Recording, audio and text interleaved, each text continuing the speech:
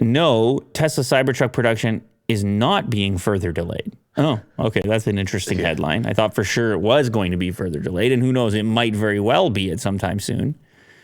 Reports of Tesla Cybertruck production being delayed again are coming out, but these are based on a weak and confusing report. Well, I don't even know the delay anymore. I don't even know where we're at anymore. It was unveiled in 2019.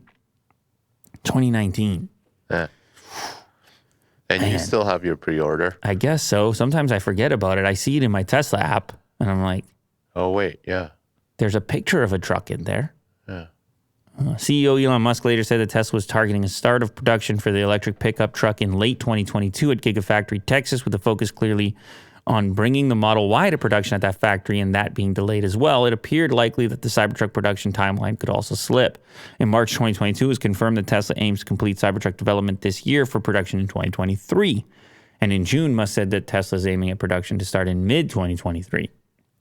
In its communications, Tesla has stuck to a mid-2023 timeline over the last few months, and it is starting to become more real than just words. Actual production equipment coming into Gigafactory, Texas. Yeah, well, I would love to see it sooner than later, obviously. Mass production is probably a bit different than the beginning of production, I would assume. All types of tooling and arrangements and training and things like this on the assembly line. But it has been a long time at this point. I mean, you're talking about production starting in 2023. You presumably have orders from 2019 that people are getting in 2024, 2025. Yeah. But I'm glad. I'm going to go with the headline. I'm going to just agree with it because it feels better. I'm going to say, I'm going to be on the optimistic front here and hope that it isn't being pushed any further than it already is.